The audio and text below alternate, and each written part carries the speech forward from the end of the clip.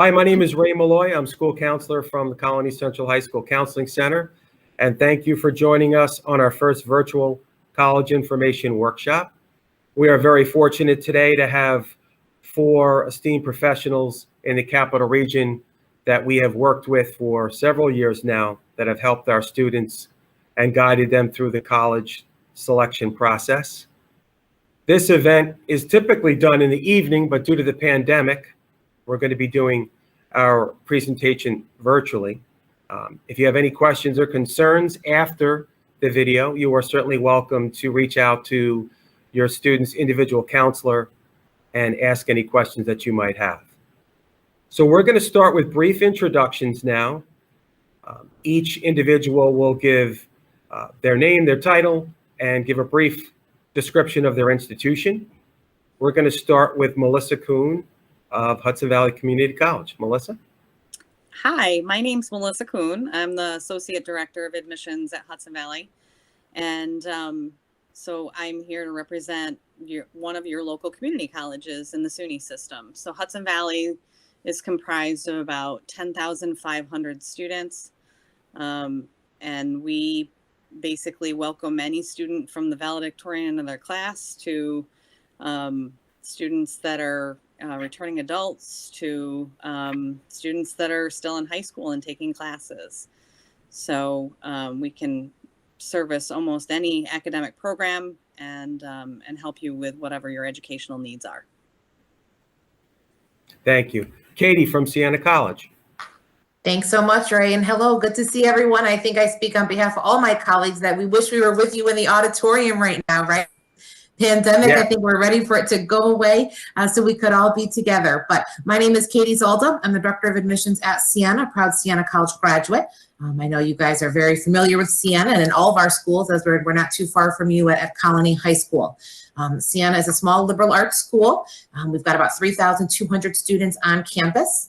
We have over 35 majors that fall within 3 schools of science, liberal arts, and business. Some of our bigger majors, everything from nursing to communications to health studies to a customizable business program, and the list goes on. We are a residential school, so even though your home may be 10 to 15 minutes away, you're going to live on campus for the 4 years. You're going to get that college experience, yet still have the luxury of your family being right nearby you.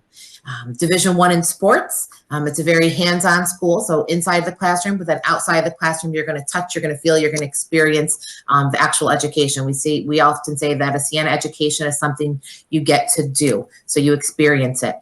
We have a high freshman retention rate, so our students are happy. 90% of our students return for their sophomore year, and 75% of our students graduate in 4 years. And I'll pass it on to Marcia.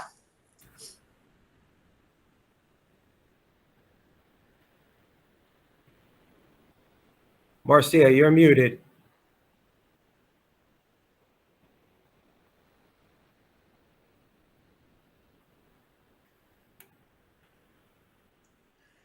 Sorry about that. That's okay.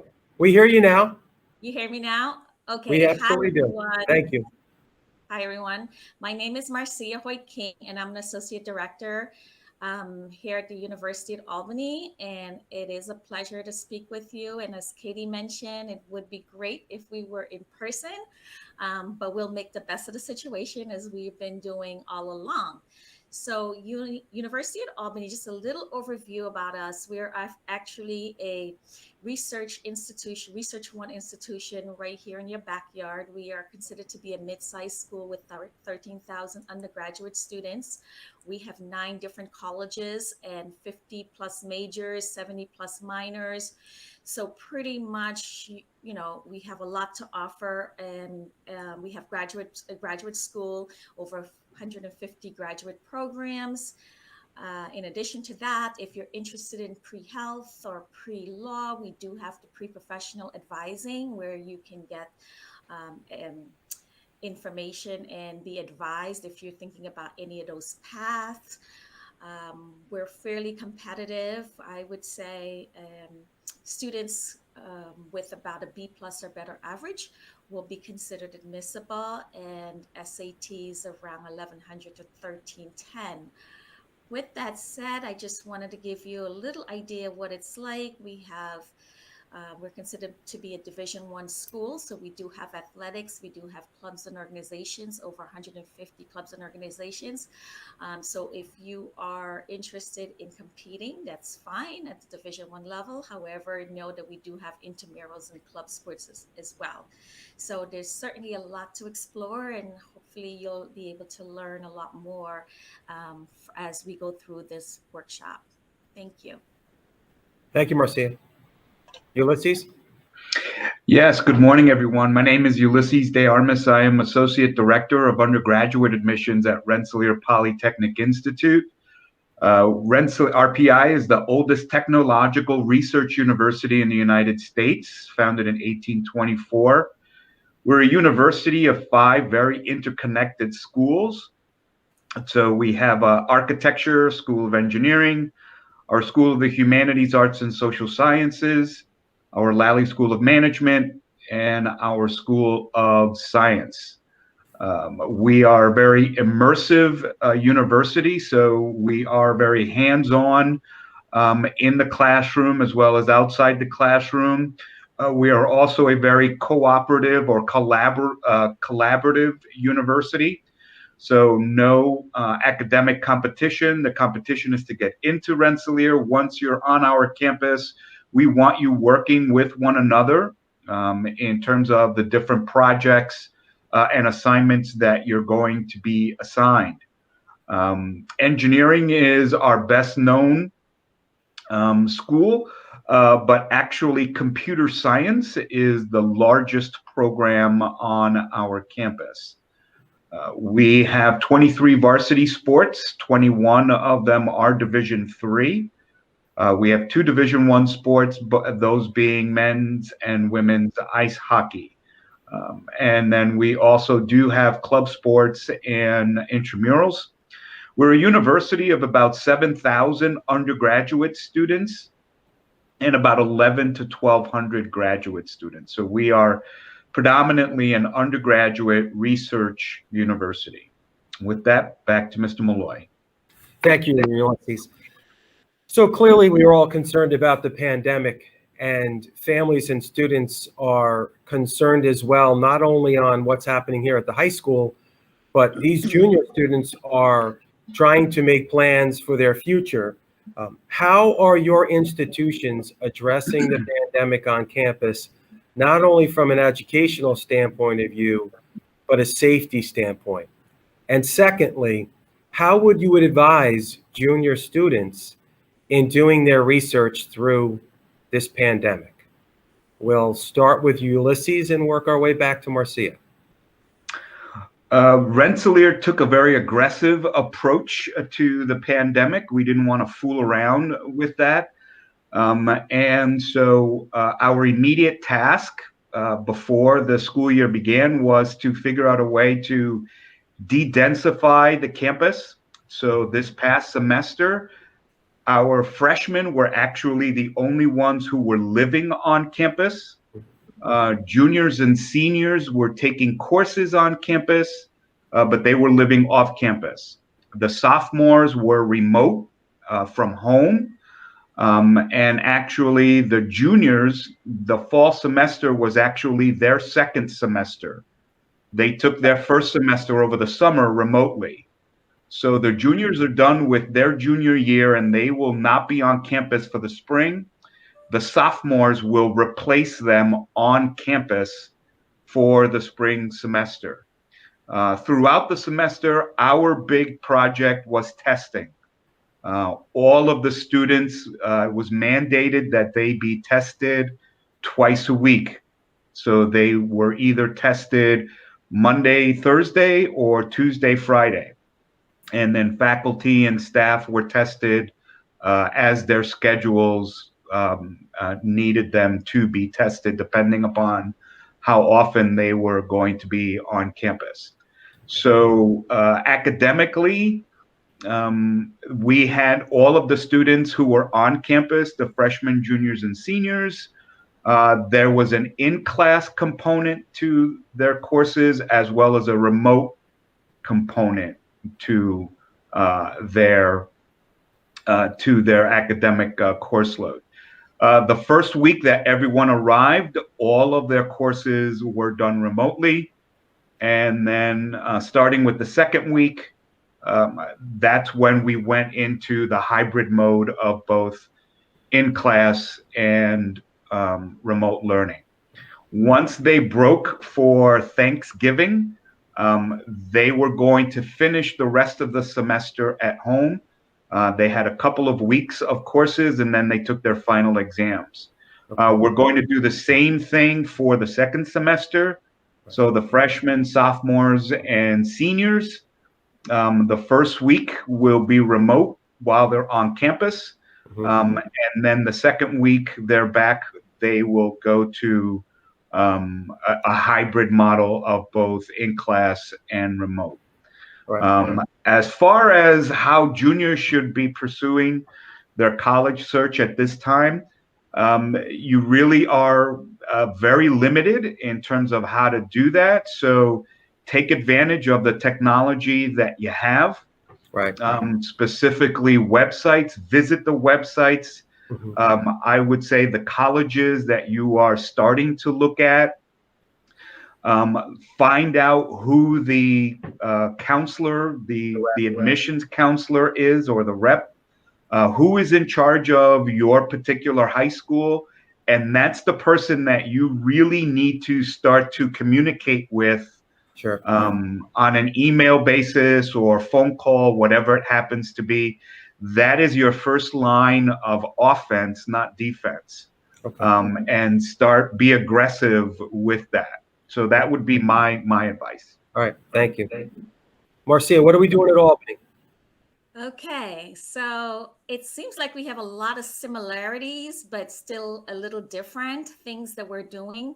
So at UAlbany, as students came back in September, we had mandatory, everyone had to be tested before coming back to campus within a 2-week period of coming back to campus. So they had to produce a positive, obviously, test sample. Once they returned to campus, we had 3 different modes of education where students were able to, as Ulysses mentioned, we had in classroom option, we had remote, and we had a hybrid where you have a little bit of both. So however, about 75% of our classes were taught remotely. In some cases, students had the option to do a in-class, and then again, a small number of classes were actually taught where students can be in class and also remotely.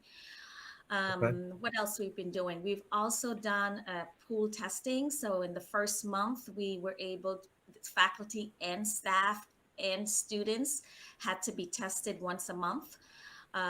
By the second month, we had to be tested twice a month. And then the third month, everyone had to be tested once a week. And this went on up until our Thanksgiving break, which at that point, our students after Thanksgiving did not return to campus and they finished their semesters pretty much online. In regards to what you should be doing, definitely take advantage of remote opportunities. I know a lot of schools, in Albany being one of those, we are really trying to redo and revamp our website so it's hopefully user-friendly for students. We're also we've also added opportunities for students to meet one-on-one with a counselor. You can also sign up for virtual tours. You can also do virtual information sessions. But I agree that you should get to know your counselor that is responsible for your school. And in this case, that counselor would be me. So please feel free to, reach out to me at any time. We are faculty and staff are primarily working remotely. We come in the office about once a week or on a rotating basis. However, we have full connection remotely at our homes. So we have our phone line. So if you call, it's just like if we're at work, very seamless. So please utilize the website and make sure that you reach out to the schools that you're interested in. Thank you. Katie, what are we doing at Sienna? So very similar, right, to Ulysses and Marcia. I think our number one concern and priority is the safety of our students and communities. So we want everyone to stay safe and healthy. So right off the bat, I know everyone spent a lot of time this summer developing plans. So Sienna moved our academic calendar up 2 weeks. So we normally start after Labor Day. This year we started the middle of August, and we did that so we could start the middle of August and be done with the entire semester come Thanksgiving. So the semester completed 100% as planned. When students went home for Thanksgiving, the semester was done. Exams, everything were done on campus, which was great. It worked out. Before students moved back to campus, we did ask that they get tested to make sure that they came to campus healthy. Throughout the semester, we did random testing as well, and that's of students, but faculty and staff also, to make sure that everyone is healthy. And we also tested wastewater, which is pretty crazy, but we have an environmental scientist in our team who's amazing. And so she's been working with students. They tested wastewater daily. That wastewater was able to identify any hot spots. In the wastewater, there's an RNA that detects COVID. And so they were able to really pinpoint if there was any hot spots, where those hot spots were. And then we can continue increasing the testing of students within those hot spots. And that seemed to work really well for us and seemed to be a home run. Okay. Students lived on campus. There were some students who, of course, wanted to do the semester remotely from home, and 100% they could. Classes were in person. Classes were also hybrid, a blending of in-person and online, and some classes were fully remote online due to maybe the faculty being at risk or other various reasons. But those were the 3 ways that we offered the classes. We followed all the CDC guidelines, Albany County Department of Health. So the classes that were in person, I think Ulysses mentioned this, they were small, they were very spaced out chairs, they were very safe, very secure, cleaning, sanitization between all the classes. I mean, all the rules were followed, which was great. So we were excited. We did it. We made it through the semester. We'll be starting this spring semester later. So we normally start right after Martin Luther King in January Day. This year, we're not starting until February 22nd. So almost the end of February. And we're going to go through graduation is the middle of June. Wow. We are going to require, again, that students get tested before they come, faculty, staff, everyone gets tested before they come. Okay. And so that's our plan for the spring. Ulysses, Marcia, 100% right in terms of the juniors. I think that the one thing for our juniors to remember, and as you're watching this is still a time to be excited, right? This is still a time to be, oh my gosh, I'm going to college, and enjoy this search. Don't let this pandemic be a cloud over the process and get you down. Absolutely not. Use it as an opportunity. You're home, you're in the comfort of your own room or your living room. Grab your computer, look at the virtual tours, reach out, send emails, make connections. When this is all over and we're through it, we're going to open our campuses up as soon as we can, right? We can't wait to get families back on campus. Right. So just embrace what it is now, and just making the connections is the most important thing for sure. All right, thank you. Melissa, Hudson Valley. So similar, just like everybody else, we all have some similarities. But so Hudson Valley's campus, we started in September about 80% online or remote. Online means completely online. You log in to do your assignments by a certain date. Remote means you actually log in, similar to what you do in high school, like where you actually have to get on Google Classroom. You have to meet at a certain time. We did have certain curriculums that do have mandatory in-person contact, things like nursing or electrical construction and maintenance, although some of the electrical classes they actually have done remote, but things that have hands-on curriculum. So that 20% that physically was in person, a lot of them were hands-on curriculums or health sciences or, things that needed high contact.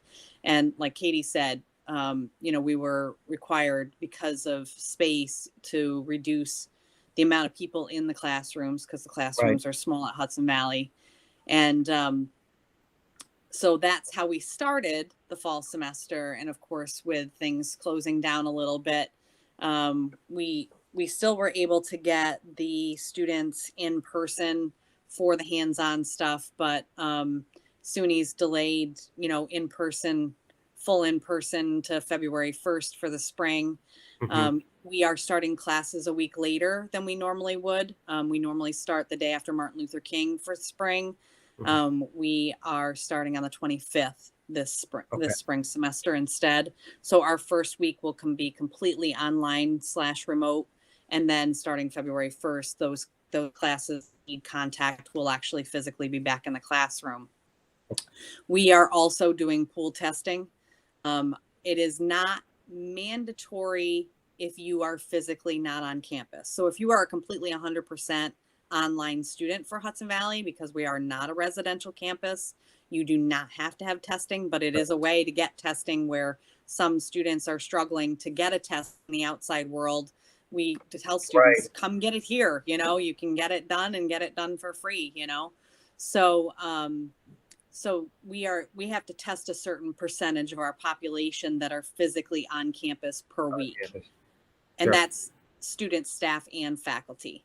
So that's happening every day on our campus, and that's been very successful. And our numbers have been extremely low in regards to positive cases. And then, of course, if we do have either contact tracing or something that does happen on campus, similar to the high school, we've had extensive cleaning and closed areas down on campus. But we've actually had a very successful fall semester and hoping to go into spring the same way.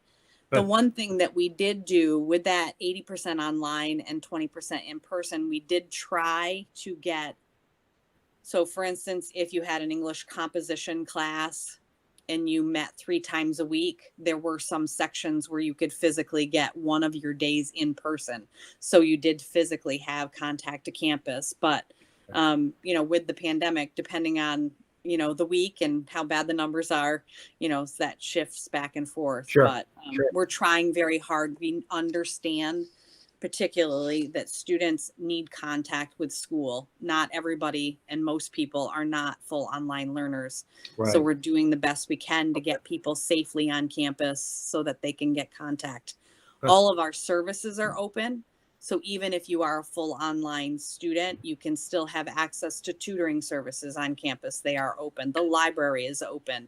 The Center for Access and Assistive Technology, if you need services for disabilities, if you need access to your faculty, things like that.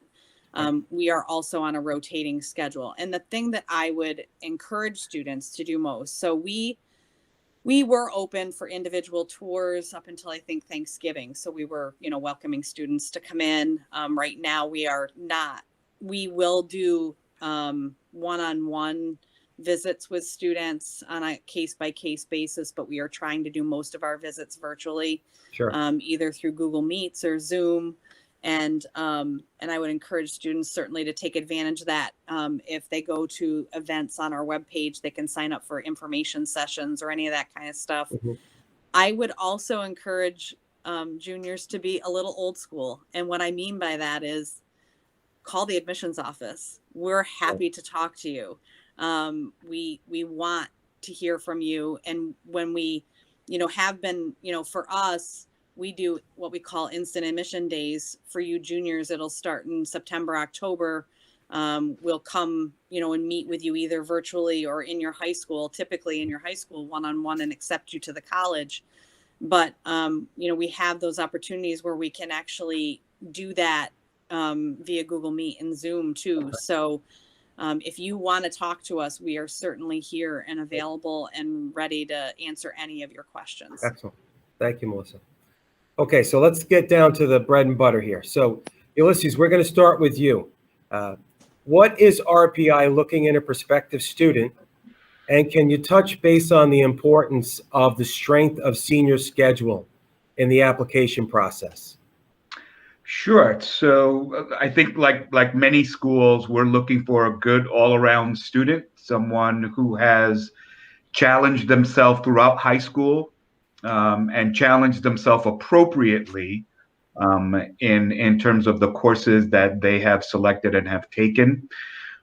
Being the type of university that we are, STEM focused, We are going to pay particular attention to a student's math and science choices and the courses that they've taken and how well that they've done.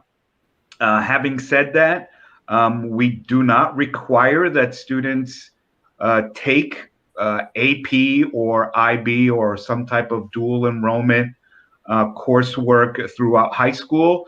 If they've been good enough students and if that's been the next logical course for them to choose in terms of level of challenge, then we would certainly like to see that. And we definitely pay very close attention to the student's senior schedule. In general, pay attention to any prerequisites that a particular school may have, specifically, in your math, in your science, in your English or social studies. So at Rensselaer, we do want to see 4 years of high school mathematics through pre-calculus. We recommend that a student, if they're able to please take calculus at some point, and that they take math in their senior year, so that if they have a choice between calculus and statistics, we would prefer to see the calculus course as opposed to the statistics course. If statistics is their only option left, then they should go ahead and take that statistics course. All right. And then at least 3 years of high school science with specific attention to chemistry and a lab-based physics course. Students who are looking or planning to study something within the biology realm, whether it's computational biology or neuroscience, or they want to go to medical school, then biology, they should have a high school biology course as part of their repertoire as well. Okay. All right. Thank you. Katie, can you touch on being a standardized test optional, and how would you advise students as far as taking the SAT and ACT and showing their score? Absolutely. So Siena is a test optional school. When doing your research, juniors, you're going to find there are hundreds of colleges that are considered test optional. We've been test optional 5 years now. So what that means is that you can apply to a college without your SAT or ACT scores. Our main focus when we review your files is going to be exactly what Ulysses said, your transcript, right? The classes you've taken over the 4 years, and it's going to be how you've done academically in those classes over the 4 years. Senior year matters, so continue to take those academic classes throughout your senior year. We're going to look at your activities, your involvements, your leadership. We're going to read your letters of recommendation. So SATs, ACTs are not required for us. I think that the true student is what you do on a day-to-day basis for the 4 years. A standardized test is tough. It's a one-day test. It's 4 hours. It's you go in and you do it. And not all students are test takers. So that's why we're a firm believer that being test optional is certainly a benefit to students. If you are a great test taker and you have strong test scores, then certainly submit them. If you're up in the air and you're not sure if you submit them or not, that's where having that relationship with your admissions counselors, where you pick up the phone, like we mentioned, or shooting them an email and asking, what's your opinion, right? Should I submit them or not? We'll tell you. We'll let you know if you should submit them or not. My biggest piece of advice, and I know right now with juniors, testing has been tough between both the ACT and the SAT due to the pandemic. Right. So continue to just keep touching base with them, work with your school counselors, see when testing is available.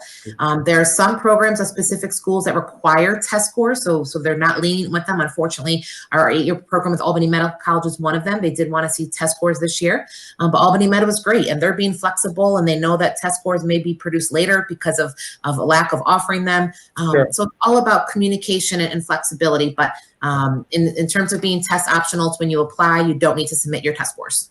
Okay, thank you.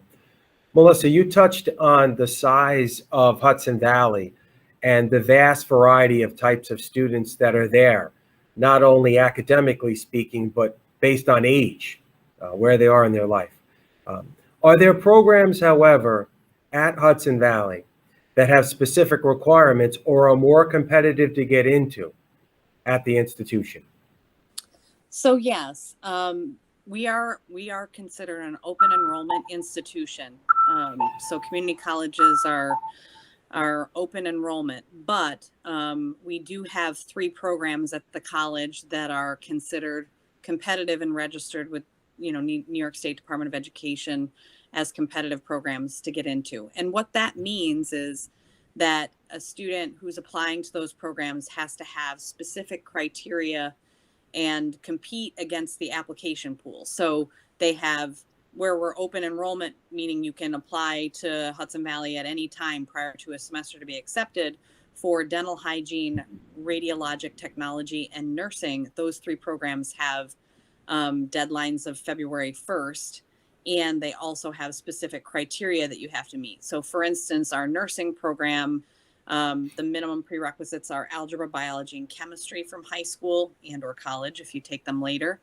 And then once you have those and you're cleared for those, you have to take an entrance test.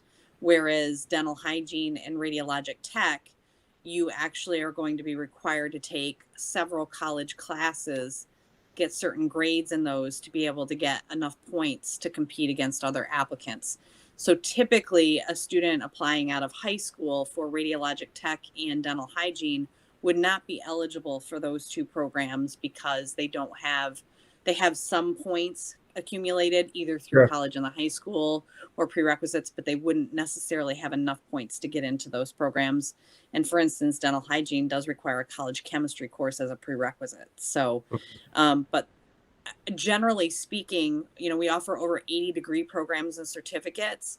The majority of our programs just have what we call prerequisites. Like for instance, our feeder program into RPI for engineering is called engineering science. That program is, it doesn't normally fill up, but you do have to have the requirements to get into it. So it does require 4 years of high school math and, 2 or 3 years of high school Sure. science. So, but yes, that is the way it is. And the one thing I forgot to mention before about visits, because schools aren't really open for a lot of visits, also consult with the schools about virtual tours with their tour guides. We are offering that kind of thing where you can actually call the admissions office and get a virtual tour and speak with a current student. So, Okay, thank you. Ulysses, you touched on earlier that RPI is a research institution. Can you talk about how early on an undergraduate student can begin research? And can you explain the term co-op and what that means? Sure. So being a research institution, research is integral to the education at Rensselaer. And so we want to make it available as soon as possible. So students can be involved in a research project as early as the 2nd semester freshman year. So students are encouraged once they arrive on campus as first year students.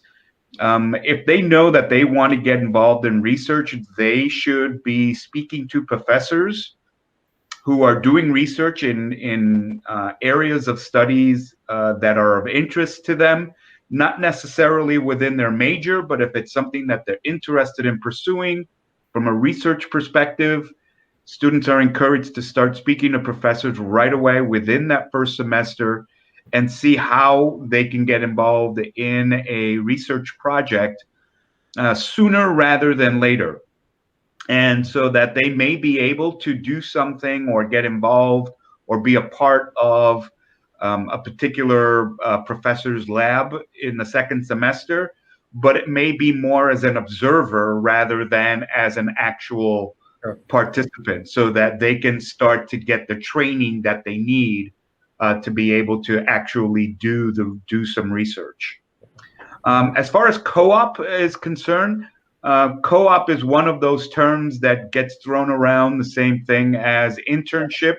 Right. Depending upon the university, they're very interchangeable. But a co-op experience is really an opportunity for a student at some point during their college career to go and to put their skill sets to the test in terms of out in industry. So working for a particular company. And then depending upon where that experience is being had, will determine whether or not they're going to get paid. Okay. So some internships aren't paid positions, some are. So it really depends upon how each individual institution handles that. Right. But it's really a great opportunity for students at some point throughout their college career to actually get some hands-on experience in terms of industry. And those can be for a few weeks during the semester. They can be for during the summer. In the case of Rensselaer, usually our students who get involved in some type of a co-op experience as opposed to an internship, those are semester-long opportunities. And then if they choose the spring semester, it can actually be a semester and then the summer. So it could be up to 8 months of actual work experience where they would be getting paid. Right. Okay. Thank you. Thank you. Marcia, is there a core requirement at the University of Albany? And are there programs or schools that have academic requirements to get into? For example, the business school and the criminal justice school. Yes. So when a student applies as an incoming freshman, you're pretty much applying to the university. However, we do have some programs that are a little more competitive that may need a higher GPA, or at least within the first year while you're at Albany. Business happened to be one of those. The end of your sophomore year, you will be required to have a 3.25 in order to get into the school. However, we also have a direct admit to business when you're coming in as a freshman. If you meet the requirements, usually about 90 or better average, you would be considered as a direct admit, and that way you don't have to necessarily apply after your sophomore year. And we have a few other programs like that, criminal justice, social welfare, where you need a certain GPA in order to get into the program. But as a freshman, I think in general, if you meet the admissions requirement for the university, we would consider you admissible, and then you can pursue any of those majors after you're at Albany. All right. Thank you. Katie, can you touch on what the term early assurance means and talk a little bit about some of your pre-professional programs at Siena? Of course. So early assurance is ultimately it's when two schools have a partnership to help you get to your career goal. So we have early assurance programs. One of our big ones is our program with Albany Med. It's 4 years at Siena, automatic acceptance into Albany Medical College. Now, specific requirements have to be met at Siena in order to be admitted into Albany Med, but that would be a form of early assurance where you're admitted into Siena and you have that acceptance into Albany Med for med school. We also do it with law, with Albany Law, PACE, in Western New England, where you're a student at Siena for 4 years, and then you have that acceptance into their law schools once you graduate from Siena. Siena also has a 5-year program with Albany Law, so you get your undergraduate 3 years at Siena and your law degree in 2 years. So in 5 years, I know it's in my husband's like, why wasn't that there when I was there? So in 5 years, you have your law degree. So early assurance it's a partnership between schools. We do it with SAGE for early childhood and special education. So it's a partnership between two schools to get you to your end goal.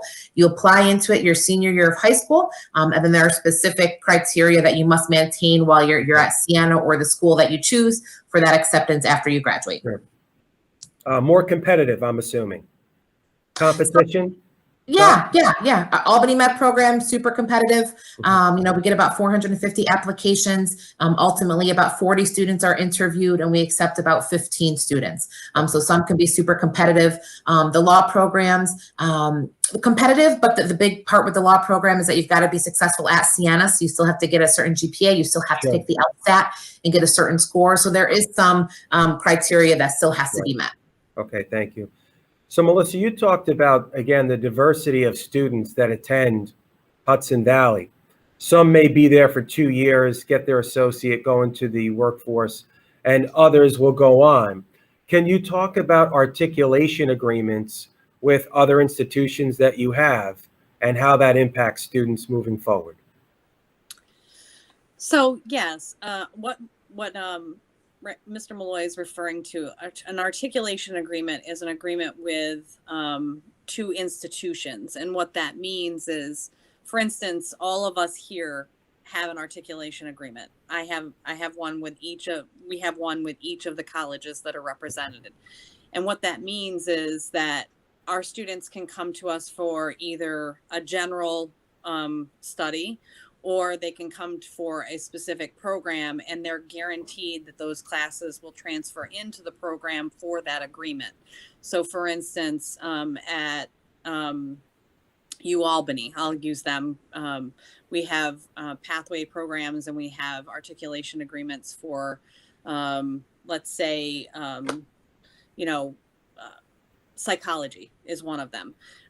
So if they study in our liberal arts psychology track at Hudson Valley, as long as they maintain a minimum GPA and receive grades of C or better, or the articulation agreement specifies what has to be done for the student. They may have to have B's in the psychology courses, and then they can have C's in the other. And then as long as they meet the overall GPA, then their transferability is very smooth. It basically just makes a direct pathway to the schools. And we have, over 100 articulation agreements with not only the schools listed here, that are present here, but other schools around the state and, the Northeast and whatnot.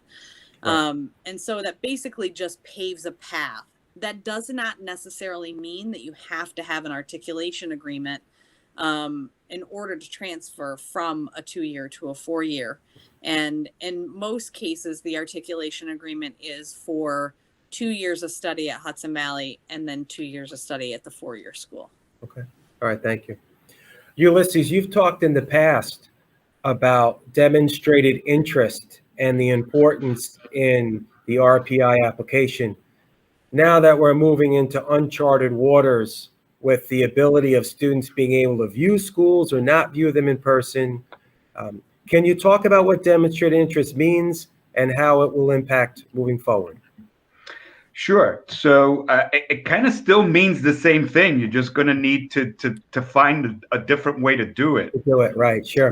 So in terms of visiting campus, well, we're really not having formal programs for students, for prospective students in terms of visiting campus. But I think Marcia was the one who mentioned it. I know at SUNY they're doing virtual stuff. We have several virtual tours that students can sign up for, prospective students can sign up for. We are also doing, information sessions. We're already planning to have prospective student days, prospective student sessions in February, during February break. Okay, good. So we're following the same calendar that we normally do. We're just doing everything virtually. Okay. And we're trying to take advantage of different times of day. So for instance, for us, for whatever reason, Sunday evening has been very successful for us in terms of different sessions. So, in terms of visiting campuses, I know for many students, especially if they're looking at schools that are outside of the capital region, where it might be a little bit more difficult to physically go, you have really no excuse now. Right. You can turn on your computer, go to that particular website for that specific school, and find out what their schedule is like in terms of virtual activities, and take advantage of them. Right. And use that to the best of your ability. Okay. And then once colleges start opening up, start scheduling, your on-campus visits. Absolutely. Okay. All right. Thank you. Marcia, can you touch on the Honors College at the University of Albany, the requirement of the program, as well as is there a campus living component that must be met? Oh, absolutely. So our honors program is open and designed for incoming freshman students. So as you're applying to the university, if you meet the requirements, we're looking for high achieving students to join that program. So as we're reviewing, we're identifying students that would be a good match. Once you're admitted, we'll actually give you an opportunity or to apply. So we invite you to apply to the program. It's about 125 students, so you have a small environment that you'll be working with. There is a living learning community, so you'll get to live with other honor students like yourself. There's special seminar courses that are taught just for honor students, and you really get an opportunity to work with some of our best faculty members. And there's a number of opportunities by being in that program, advanced registration, in a number of different things. But the main focus of the program obviously is to challenge our students. And also when you graduate, obviously you'll have that distinction on your degree.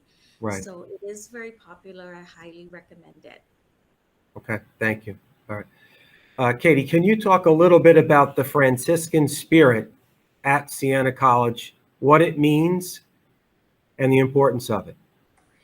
Absolutely. I love that question. So Siena is a Catholic college and we're Franciscan. The heart of the Franciscan tradition is that we're open and welcoming of all. So are all students at Siena Catholic or religious? Absolutely not.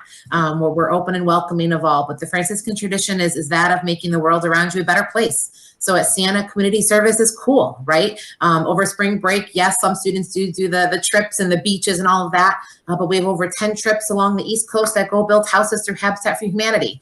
We have a big group of students that go down to Philadelphia to work inner city soup kitchen, serving those in need. So the Franciscan tradition is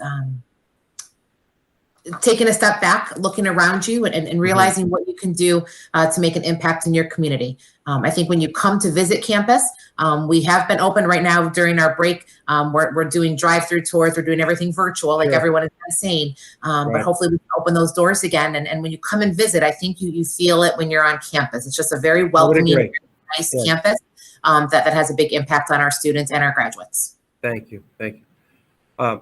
Melissa, we'll finish up with you with this final question. Can you talk a little bit about the Learning Assistance Center at Hudson Valley? Are there certain requirements? Can anybody use that particular program? Can you fill us in? Yeah, so what Mr. Malloy is referring to, the Learning Assistance Center, is basically like a tutoring and extra help center. And it's we actually have multiple locations now. The main location is in the lower level of the library, and that center is where you can go and you can actually go and do your math homework or your accounting homework or your English homework. We have a writing center. So the lower level covers, subject areas in math and accounting and some other areas. And then on the second floor of the library, we have a writing center. So they assist with English and writing research papers and doing research. And then we also have another location in the Science Center that does strictly science tutoring and help as well.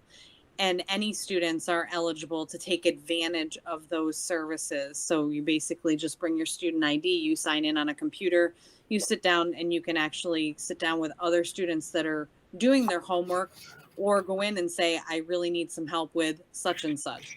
But the tables are set up as such where you go in and let's say you're taking intermediate algebra, which is Math 110. There'll be a table specifically for that subject area. You can go in and just sit and do your homework. And if you have, if you're struggling on a math problem or whatnot, you can just raise a flag on the table and a tutor will come directly to the table and just assist you as needed. To piggyback on that, that's open to everyone.